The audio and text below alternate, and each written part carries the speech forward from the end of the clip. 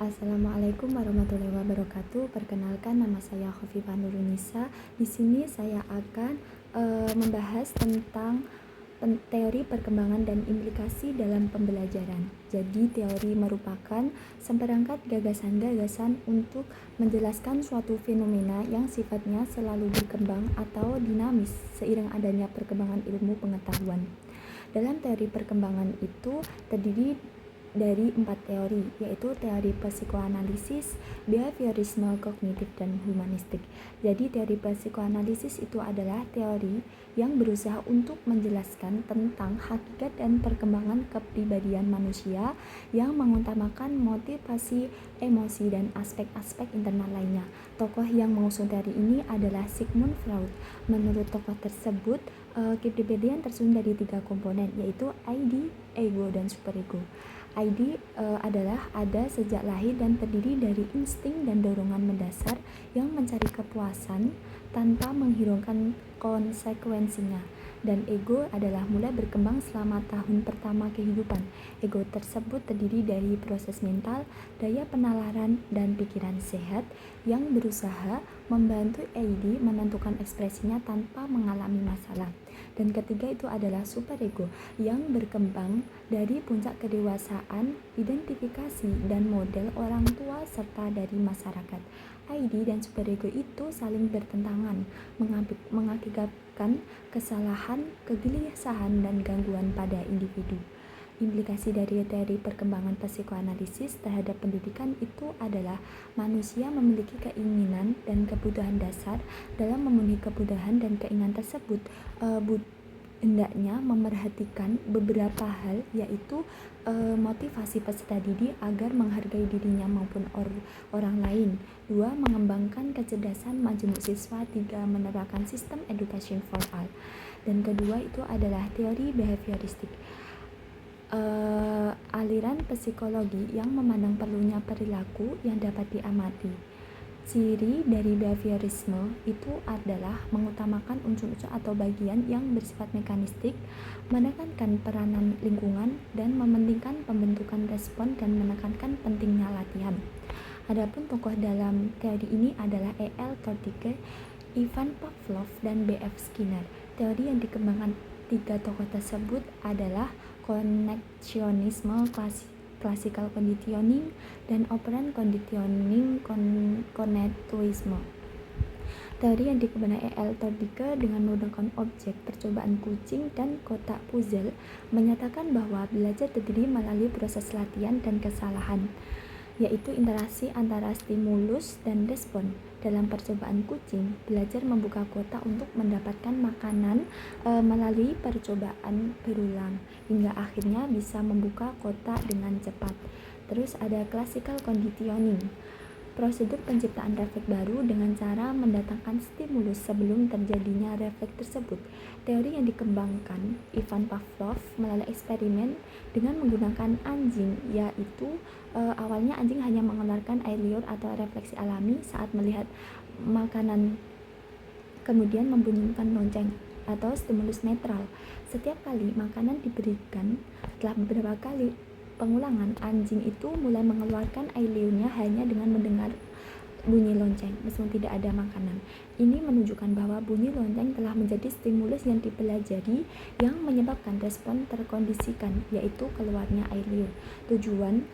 Tujuannya itu adalah menunjukkan bahwa perilaku bisa membentuk melalui asosiasi stimulus yang kemudian itu menjadi dari teori belajar behavioristik. Dan ketiga itu adalah operant conditional, yaitu teori yang dikembangkan B.F. Skinner. Teori ini membahas tentang tingkah laku melalui sistem pengetahuan positif dan negatif. Eksperimen itu dilakukan dengan mengukirkan dan makanan sebagai stimulus dan sebuah kotak atau Skinner box. Yang ketiga itu adalah teori kognitif, adalah tahap-tahap perubahan yang terjadi dalam rentang kehidupan manusia untuk memahami pengolahan informasi, memecahkan masalah, dan pengetahuan sesuatu. Tokoh yang mengembangkan adalah Jean Piaget. Jean Piaget menyatakan bahwa perkembangan ini terjadi secara bertahap dan sistematif, melibatkan proses asimilasi, akomodasi, dan ekuilibrasi. Tahapan perkembangan kognitif Piaget itu adalah 1. Sensori motor, itu 0 sampai 2 tahun. Itu anak itu mulai belajar melalui indera dengan gerakan belum ada rahasia yang bersifat egosistrik. Itu adalah pra-operasional. Itu 2 sampai 7 tahun melalui penggunaan simbol dan bahasa. Pemikiran masih terbatas dan belum logis. 3 itu adalah operasional konkret, yaitu 7 sampai 11 tahun. Mampu berpikir logis terhadap hal yang konkret, mengerti konsep konservasi dan aturan. Dan keempat itu adalah operasional formal, yaitu 11 sampai 15 tahun. Mampu berpikir abstrak, logis, dan hipotetis. Implikasi dalam pembelajaran itu adalah kurikulum harus fleksibel, mendorong kebebasan berpikir dan kreatif siswa. 2. Peserta didik, pengetahuan dibangun sendiri oleh siswa melalui interaksi dengan lingkungan. Metode pembelajaran itu siswa perlu aktif dalam pengolah bahan, bertanya, dan mencerna secara kritis. Guru harus memfasilitasi aktivitas belajar aktif. 4 itu adalah peran guru.